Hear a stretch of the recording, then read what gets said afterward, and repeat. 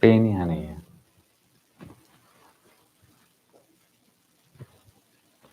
ठीक। Good morning बच्चों, कैसे हो आप लोग? तो उम्मीद करते हैं आप सभी अच्छे होंगे और बोर्ड की तैयारी में लग गए होंगे और बोर्ड की तैयारी आपकी बहुत अच्छी चल रही होगी। बच्चों, कुछ चीजें हैं जो आपसे शेयर करनी है, कुछ चीजें आपको बतानी है। कल हमारी बहुत अच्छी चर्चा हुई थी, कल हम लोगों ने बहुत सारा बात हम लोग किए थे।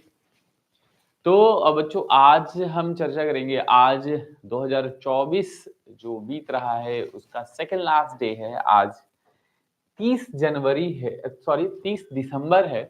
और 30 दिसंबर बेहद ही खास आपके लिए भी होगा, हमारे लिए भी होगा, क्योंकि बच्चों साल गुजर रहा है ये। तो पूरे साल की एनालिसिस करने का समय है। पूरे साल का आपके अंदर आपने क्या किया है, क्या पाया है, क्या खोया है, ठीक है? आगे क्या हासिल करेंगे, आप इन सभी बिंदुओं के बारे में हमें सोचना है, हमें जानना है कि हमने क्या किया और क्या नहीं किया, क्या हमें करना चाहिए था। कल साल का अंतिम दिन है। हम चाहेंगे कि आप इसको एन्जॉय भी करें और साथ ही साथ कुछ फैसले लें, कुछ डिसीज़न लें कि जीवन में आगे क्या करना है, ठीक है? कुछ डिसीज़न लें कि जीवन में क्या करना है, कैसे करना है, चीज़ें खुद के ऊपर निर्धारित करना है या खुद से चीज़ें सोचना है, ठीक है? तो ये तमाम चीज़ें आपको सोचना होगा, आपको करना होगा, ठीक है? तो ये आप कोशिश करिए कि कुछ बेहतर करें, कोशिश करिए कि कुछ बेहतर सोचें। क्योंकि बच्चों ऐसा है ना कि 2024 तो गुज़र रहा है, इसमें हमने बहुत कुछ पाया है। तो एक एनालिसिस करो, एक लिस्ट बनाओ आप और आज से ना आप अपने शेड्यूल में कुछ परिवर्तन लाओ। आप ये सोचो कि आपने क्या-क्या किया? आपने क्या लक्ष्य निर्धारित किया था? और अगले साल आप अपने आप को कहाँ देखना चाहते हो? क्योंकि ये जो साल गुज़रा है 2024 बहुत लोगों के लिए बहुत अच्छा होगा। कुछ लोग बहुत खराब मानते होंगे। एक मैंने कहीं कहावत सुनी थी, लोग बोलते हैं गलत रास्ते पे आ गए। तो मैं इसको थोड़ा उल्टा समझता हूँ कि रास्ते गलत नहीं होता है, इंसान गलत होता है। क्योंकि रास्ते तो वो सही है, वो कहीं और जाने का सही रास्ता है, गलत हम थे जो उस रास्ते पे चल पड़े थे। तो हमें ये सोचने की ज़रूरत है, हमें ये समझने की ज़रूरत है, ठीक है? हमें ये देखना है कि हम क्या कर पा रहे हैं और क्या नहीं कर पा रहे हैं, ठीक है? ये क्या आ गया स्क्रीन पे? ठीक है? तो हमें ये सोचने की ज़रूरत है, हमें ये समझने की ज़रूरत है कि हमें क्या करना है, क्या नहीं करना है। मुझे लगता है कि इसको फिर से हमें रीस्टार्ट करना पड़ेगा। पता नहीं क्या हो गया है, ठीक है? तो बच्चों हमें समझने की ज़रूरत है। तो आप ऐसा करो, एक कॉपी लो, एक डायरी लो छोटा-सा और उन डायरी पे आज का दिन है, आप लिखो उसको कि आपने क्या पाया, क्या आप करना चाहते थे और क्या आपने किया है, ठीक है? हम डेली 9 बजे लाइव होंगे, आपके जितने भी प्रश्न होगा, जितना भी कुछ भी होगा एग्ज़ाम से रिलेटेड होगा, कैसे एग्ज़ाम्स में नंबर लाना है, कैसे एग्ज़ाम्स को बेहतर नंबर लाना है, ठीक है? एक चीज़ आपको बताऊँ, उत्तर लिखने के बेहतर तरीके हम यूपीएससी के बच्चों को सिखाते आए हैं, आपको सिखाते हैं, आपको बताते हैं, उत्तर कैसे लिखना है, आंसर कैसे लिखना है, ठीक है? जैसे आप अभी 10th का डेट शीट आ चुका है, आप सभी को जानकारी होगी कि 10th का एग्ज़ाम शीट आ चुका है और बिहार में बच्चों पटना में जो है ना, वो अभी का मौसम ये है कि थोड़ी ठंडी है, थोड़ी-सी ठंडी है, बहुत ज़्यादा नहीं। टेम्परेचर लगभग 10 से 18 डिग्री के बीच का टेम्परेचर है, ठीक है? तो बहुत ज़्यादा ठंडी नहीं है, आप सभी को जानकारी होगी क्योंकि आज के दौर में मोबाइल सभी के पास है। पटना में बीपीएससी का जो छात्र हैं 17वीं उनका आंदोलन चल रहा है, आपको पता होगा, और इसको लेकर के काफ़ी ज़्यादा हुजूम जुटा हुआ है। बहुत ज़्यादा चीज़ें हैं, सरकार की 2 डिमांड है, आप सभी को पता होगा, और आप सभी को ये जानकारी लेना भी नहीं है क्योंकि बीपीएससी को लेकर के 2 चीज़ें हैं। पहला है कि बीपीएससी जो है वो री एग्ज़ाम नहीं लेना चाहता है, माने, और एक है कि री एग्ज़ाम क्यों हो, ठीक है? तो बीपीएससी का जो री एग्ज़ाम है बच्चों, वो इसलिए नहीं होना चाहिए क्योंकि इसमें बहुत ज़्यादा खर्च होता है, ठीक है? खर्च होता है, शासन और प्रशासन दोनों जो है वो परेशान होते हैं, प्रशासन दोनों परेशान होते हैं। उसके बाद फिर बच्चों ये भी हो रहता है कि जो री एग्ज़ाम अगर हम कंडक्ट कराते हैं उसमें सीधे दुगना पैसा खर्च होता है। और देखिए मान लेते हैं कि 5 लाख बच्चों ने एग्ज़ाम दिया है और उसमें से लगभग 3000 4000 बच्चों को हटा दें तो 5,90,000 जो बच्चे हैं ये जो हैं लगभग 5.9 लाख जो बच्चे हैं, ये क्या है कि अगर हम माने 4.5 लाख 9 लाख बच्चे जो हैं, ये फिर से परेशान होंगे और एग्ज़ाम को लेकर के तमाम चीज़ें आएँगी, हुजूम जुटेगा। दूसरा, अगर ये शर्त बीपीएससी मान लेती है, मतलब एग्ज़ाम को री एग्ज़ाम कंसिडर कर देती है, तो लोग क्या है ना इसको एक वो बना लेंगे, माइलस्टोन बना लेंगे, ये हर बार यही चीज़ होगा, यही आंदोलन होगा और लोग इसको कैंसल कराते जाएँगे। तो बीपीएससी इस चीज़ पे अड़िग है। और चौथा, अगर नहीं कराने के पीछे का रीज़न है कि बीपीएससी को लेकर के कुछ ऐसा नहीं लग रहा है कि कोई तथ्यपूर्ण है या पेपर लीक हुआ है, और इन तमाम मुद्दों पर बहुत ज़्यादा भीड़ उमड़ी है और ये चीज़ें हो रहा है। तो ये 4-5 कारण हैं। अब हम कुछ बातें करेंगे री एग्ज़ाम क्यों होना चाहिए, क्योंकि बच्चों देखिए, बहुत से बच्चे हैं जिनकी ज़िंदगी दाँव पे लगी है। अगर मान लेते हैं 4000 माने हम या 5000 बच्चों का माने हम, ठीक है? अगर इनका हुजूम जमा हुआ है और भीड़ काफ़ी ज़्यादा है, तो जस्टिस हर किसी को बराबर होना चाहिए, ये इनकी माँग है कि ये 4000 5000 जो बच्चे हैं, क्या इनकी ज़िंदगी नहीं है? जिनका पेपर कैंसल हुआ है या जो भी चीज़ें हैं, या जिनका पेपर अच्छा नहीं गया है या जो भी कारण रहा हो। दूसरा ये है कि री एग्ज़ाम इसलिए होना चाहिए कि एक एग्ज़ाम के लिए 2 पेपर क्यों? ठीक है? क्योंकि अगर री एग्ज़ाम होता माने री एग्ज़ाम अगर सिर्फ़ 4000 बच्चों का होगा, ठीक है? तो 2 को पेपर होगा। अब इसमें क्या होगा कि मान लेते हैं पहला वाला पेपर आसान आया है और दूसरा पेपर कठिन आ जाएगा। तो इसमें बैलेंस बनाना थोड़ा मुश्किल हो जाएगा बच लोगों को। दूसरा, अगर ये आसान है और ये कठिन आ गया या ये कठिन है, ये बहुत आसान हो जाएगा, तो नॉर्मलाइज़ेशन जैसी चीज़ें लाने की संभावनाएँ हैं। तो नॉर्मलाइज़ेशन अगर आता है, तो फिर दिक्कत है। तो इसीलिए पूरा एग्ज़ाम फिर से होना चाहिए, ऐसा बच्चों का ही माँग है। और ये तथ्य भी है कि एक ही एग्ज़ाम है, एक ही 70वीं बीपीएससी के लिए 2 पेपर क्यों बनेगा, क्योंकि नॉर्मलाइज़ेशन है। और 4000 से 5000 बच्चों का जो भविष्य है वो खतरे में है। 4000 से 5000 बच्चे जो हैं जिसमें एक बच्चे ने सुसाइड भी कर लिया है। अब सुसाइड वो किसी भी कारण से किया हो, लेकिन वजह तो यही दिया जा रहा है कि बीपीएससी का एग्ज़ाम को लेकर के जब नॉर्मलाइज़ेशन और ये तमाम चीज़ें, तो वो परेशान था और उसने सुसाइड किया है। सोनू शायद नाम है उसका, उन बच्चे का। तो ये चीज़ें हैं। अगला कारण ये भी है कि नॉर्मलाइज़ेशन इसलिए होना चाहिए क्योंकि पेपर लीक और बहुत सारे क्वेश्चंस की सिमिलैरिटी कहा जा रहा है कि कोचिंग संस्थानों के क्वेश्चन पेपर से मैच किया है, मिला हुआ है क्वेश्चन। तो कुछ बच्चों का ये भी दावा है कि गया जैसे सेंटर में या पटना के जो बापू सभागार के में जो सेंटर पड़ा था, बापू जो एग्जाम सेंटर है वहां पर, तो उसमें क्या है कि जो बच्चे हैं तो इनको लेकर के दावा है कि क्वेश्चन पेपर लीक हुआ है। अगर क्वेश्चन पेपर लीक हुआ है तो एग्जाम होना चाहिए। तो ये तमाम मुद्दे आप अभी बीपीएससी को लेकर के चल रहा है, लेकिन आप इसमें कभी घबराए नहीं। जो आपका एग्जाम है वो आप अच्छे से दें। आप 10th में हैं अभी, ठीक है। तो चलिए आज बात करेंगे 30 दिसंबर।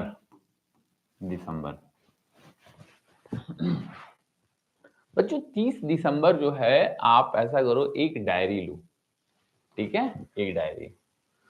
2023 जब खत्म हो रहा था तो आपने क्या क्या प्रोमिसेस किया था खुद से, इधर लिखो। 2024 में आपने क्या क्या प्राप्त किया, ये लिखो। और 2025 के लिए कल यानी कि 31 दिसंबर को रोड मैप बनाना कि क्या चीजें हो रहा है, क्या करना चाहिए, और इस तरीके से चीजें इवेलुएट करना। बच्चों हमें आप बताना किन किन लोगों का साइंस बहुत तैयार है, ठीक है। विज्ञान जो है वो तैयार है।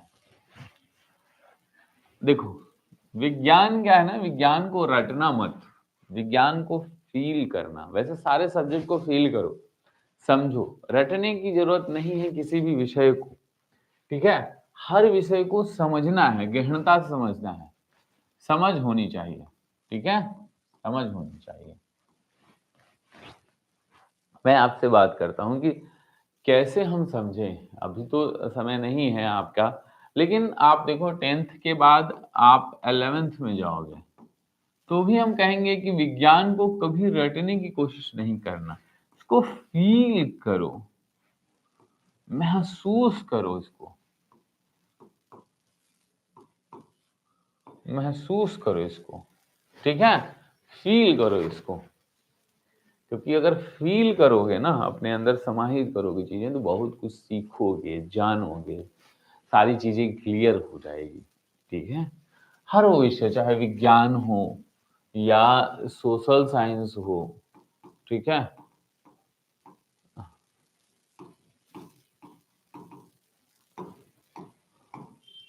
सोशल साइंस हो, ठीक है। तो इन तमाम चीजों को भी आपको सीखना होगा, आपको जानना होगा कि सोशल साइंस में क्या चीजें हैं, क्या नहीं है। सोशल साइंस भी रटने की जरूरत नहीं है। हिस्ट्री, अगर आप बात करें हिस्ट्री, इतिहास को क्यों पढ़ते हैं, हिस्ट्री कैसे नहीं रटे, आपका बहुत सारा सवाल होगा, ठीक है। इतिहास, ठीक है, इतिहास बच्चों रटने की जरूरत नहीं है। हिस्ट्री मैंने आपको एक परिभाषा बताया था और हिस्ट्री वाले सर ने आपको क्लासेस में बताया भी होगा, ठीक है। तो जैसे कि हिस्ट्री जो है हमारे लिए वो क्या है, हिस्ट्री, हिस्ट्री एक जो है उसे रटना नहीं है, उसे महसूस करना है। क्या होता है, जो इतिहास जो होता है वो बीती हुई बातों का क्रमबद्ध तरीके से अध्ययन इतिहास कहलाता है। वैसे हम और भी डिटेल में बताएंगे जब इतिहास की चीजें होगी चर्चाएं, अभी हम परिभाषा नहीं बताएंगे। तो आज कुछ चीजें बीता है, जैसे आप किसी भी चीज को मैप के थ्रू पढ़ने की कोशिश करो। मान लेते हैं हम मुगल पढ़ रहे हैं, ठीक है, तो सीधा सीधी मैप ड्रॉ करो यहाँ पर, ठीक है, ठीक है, मैप ड्रॉ करो ये। और फिर मुगल के बारे में बताओ कि मुगल यहाँ से यहाँ तक थे, और जब औरंगजेब आया तो यहाँ तक था, या यहाँ तक थे, या यहाँ पर। फिर यहाँ पर बताओ मुगल, जैसे आपको मुगलों का ताजमहल आपको पढ़ना है तो बताओ यहाँ ताजमहल बनाया, यहाँ बीवी का मकबरा बनाया, ये यहाँ क्यों बनाया, यहाँ क्यों नहीं बनाया। तो सारी चीजों को समझने की कोशिश करो, कैसे क्या क्या करना है, कैसे नहीं। तो मुझे ऐसा लगता है कि मैपिंग के थ्रू पढ़ना बहुत आसान होता है किसी भी चीज को। तो हर वो चीज में मैपिंग करो, एक बेहतर तरीके से समझ विकसित करो, और चीजें क्लियर होगा। मान लेते हैं हम मुगल काल के प्रशासन के बारे में पढ़ रहे हैं, ठीक है, प्रशासन के बारे में पढ़ रहे हैं। तो अब प्रशासन देखो यहाँ पे सेंट्रलाइज था, वहां पे प्रशासन, अगर हिस्ट्री वाले सर ने आपको बताया होगा, यहाँ से पूरी प्रशासन डील की जाती थी, ठीक है। तो ये प्रशासन कैसा था, मतलब यहाँ से लोग जैसे यहाँ से लोग इधर आते थे, फिर यहाँ से यहाँ पैसे जाता था, तो ये क्या माध्यम से पैसे यहाँ जाता था, फिर यहाँ, क्योंकि सरकार की जो आमदनी होती है, प्रशासन कैसे डील होता है, वो टैक्स से होता है, सिंपल सा। अगर हम टैक्स को समझेंगे तो टैक्स कौन देगा, जनता ही देगी, तो जनता टैक्स यहाँ देती थी। फिर ये क्या सुविधाएं इनको देते थे, बस यही चीजें पढ़ना है कि जो जनता है वो सरकार को क्या देती थी और सरकार उसे क्या देता था, और इसी को बोलते हैं प्रशासन। तो इसे भी आप मैप के थ्रू पढ़ना। एक चीज और है, जब हम आज के दौर में भी हम देखते हैं कि टैक्स जो है वो अलग अलग राज्य से अलग अलग आता है। साउथ वाले आज भी कहते हैं कि हम टैक्स ज्यादा पे करते हैं, तो जाहिर सी बात है ये जो टैक्स है, ये टैक्स जो है वो अमीर जो होंगे वो ज्यादा पे करते होंगे, तो अमीर राज्य कौन कौन होंगे उस समय के दरमियान में, तो ये चीजें फाइंड आउट करेंगे हम कि ये अमीर था, ये अमीर था, ये अमीर था।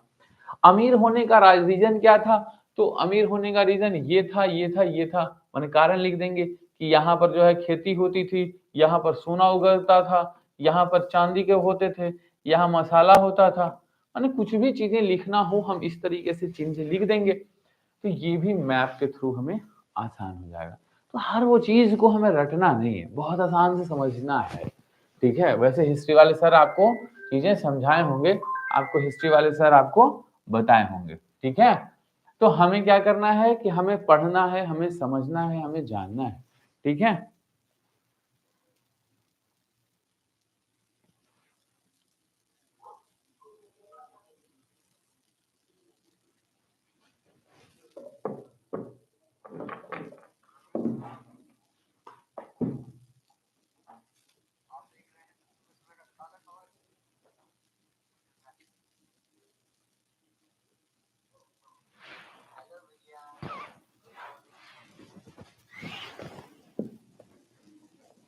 चैनल पे लाइव हैं हम।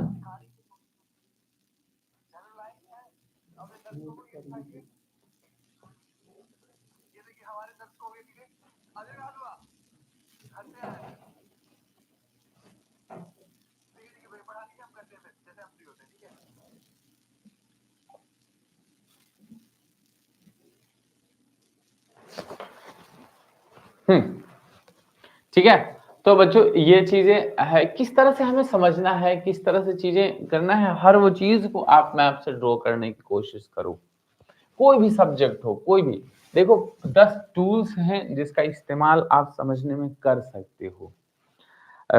मैं आपको बताता हूँ, सबसे पहले आपको समझने के लिए इस्तेमाल करना है, मैं जब ये पढ़ाऊंगा आपको तो मैं इन्हीं टूल्स का इस्तेमाल करूंगा, ठीक है।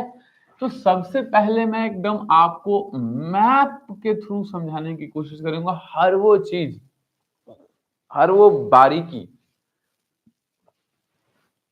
मैप से समझना है, ठीक है। क्योंकि मैप से चीजें क्लियर ज्यादा होगी और आपको भविष्य में उसका इस्तेमाल आप करेंगे। तो सबसे पहले हम मैप के थ्रू पढ़ने की कोशिश करेंगे। दूसरा जो हम आपको पढ़ाएंगे और आपको समझाएंगे कि मैप के अलावा हमारे पास डायग्राम के थ्रू हम आपको समझाएंगे कि डायग्राम जो होता है हम किसी भी चीज का, क्योंकि डायग्राम हमें बहुत ही मजबूत बनाता है। जैसे कोई भी चीज हमें पढ़ना है तो उसको डायग्राम के थ्रू पढ़ो, ठीक है। चाहे वो ज्योग्राफी की चीजें, जैसे प्लेन आपको पढ़ना है तो प्लेन, ही प्लेन ऐसे बना देंगे हम, पठार बनाना है पठार बना देंगे, प्लेटू बनाना है प्लेटू बना देंगे, ठीक है। तो इस तरीके से हम डायग्राम्स के थ्रू भी समझने की, फोल्ड माउंटेन हमें पढ़ना है या ब्लॉक माउंटेन पढ़ना है तो ब्लॉक माउंटेन ये हो गया, ठीक है, ब्लॉक माउंटेन ये हो गया। तो इस तरीके की चीजें हम समझने की कोशिश करेंगे, जानने की कोशिश करेंगे डायग्राम के थ्रू, ठीक है। तीसरा जो टूल है बच्चों वो है ग्राफ, ठीक है। हम ग्राफ के थ्रू पढ़ेंगे, ठीक है, ग्राफ। ग्राफ के थ्रू पढ़ने की कोशिश करेंगे, समझने के थ्रू करेंगे। ग्राफ के थ्रू रिप्रेजेंटेशन सारी चीज़ जब खास करके ग्राफ का इस्तेमाल हम लोग इकोनॉमिक्स में करेंगे, जैसे कि मान लेते हैं ये ग्राफ हम पढ़ रहे हैं या फिजिक्स में जब हम ग्राफ पढ़ रहे होते हैं, जैसे मैंने आपको समझाया है बहुत सारी चीज़ें ग्राफ। तो मान लेते हैं हम पढ़ रहे हैं 19वीं सदी, तो 19वीं सदी का ग्राफ हमने बना दिया कि इकोनॉमिक ग्रोथ 9.8 था। मतलब एक बात बता रहे हैं 9.8 नहीं था। फिर हमने ये ग्राफ बना दिया कि इसमें जो है 10% था। इसमें जो है चना का उत्पादन ये था, मूँग का उत्पादन ये था। इससे क्या होगा ना कि आप चीज़ों को समझने में आसानी होगी आपको। चौथी चीज़ें हम समझने का प्रयास करेंगे, लाइन या बार डायग्राम। अब ये सब चीज़ें क्या होता है हम बाद में आपको समझाएँगे सारी चीज़ें। तो बहुत सारी चीज़ें होता है जैसे ये हम आपको डायग्राम समझाने की कोशिश करेंगे। उसके बाद फिर एक होता है वेन डायग्राम, ठीक है? यूपीएससी के बच्चों को हम समझाते आए हैं यूपीएससी के जो बच्चे होते हैं हम उन्हें इन सभी चीज़ों के टूल्स को समझाते आए हैं कि कैसे अपने आंसर में रिप्रेज़ेंट करना है। आप भी क्लास 9th में हो, क्लास 10th में हो, अगले साल जब आप आंसर लिखोगे, तो आप इन सब चीज़ों का प्रयोग करोगे। मैं आपको सिखाऊँगा कि कैसे उत्तर में इन बिंदुओं को लिखना है, कैसे अपने उत्तर को अट्रैक्टिव बनाना है। बच्चों, रट के आंसर नहीं लिखना है, मैंने आपको कुछ बता दिया वही रट लो लाइन बाय लाइन और वही जाकर के प्रेज़ेंट करो, नहीं, ये बेवकूफ़ी है। आपकी अपनी समझ क्या कहती है, आप खुद से क्या क्रिएट कर पाते हो, ठीक है? बहुत से बच्चे इकोनॉमिक्स पढ़ते हैं, हम आपको बताते हैं गुड्स और सर्विसेज में अंतर नहीं पता चलता है। गुड्स एंड सर्विसेज में क्या अंतर है, ये नहीं पता है। वस्तु एवं सेवा में अंतर नहीं पता होता है, ठीक है? अगर हम उनसे पूछ दें कि 5 अंतर बताओ तो नहीं बता पाएँगे। तो इस तरीके की चीज़ें नहीं करना है, इस तरीके की चीज़ें नहीं समझना है हमें, हमें समझना है बेहतरीन तरीके से चीज़ों को गौर करके हमें देखना है, ठीक है? तो हम वहाँ से चीज़ें सीखेंगे, हम वहाँ से चीज़ें जानेंगे और हमें पढ़ना है, ठीक है? तो ये रहा बच्चों आज का। बहुत सारी चीज़ें अपडेट आ चुकी है, बिहार बोर्ड का एग्ज़ाम आ गया है, आप अच्छे से पढ़ाई करो, आप अच्छे से समझने की कोशिश करो, ठीक है? कोई डाउट हो तो आप हमें बताना। आज आपको क्या-क्या सीखने को मिला ये भी बताना और बच्चों थैंक यू सो मच। आप हमसे जुड़े लाइव, हम डेली 9 बजे जुड़ेंगे आपसे। कुछ चीज़ें अपडेट आपको सिखाएँगे, कुछ बिहार के बारे में बताएँगे, बिहार की नई चीज़ें सिखाएँगे और हम आप मिलकर सीखते रहेंगे। ऐप हमारा एज़ सून एज़ आने वाला है, उसमें आपको सारी क्लासेस मिलेगी, सारा अपडेट मिलेगा और अपडेट जारी रहेगा। थैंक यू बच्चों।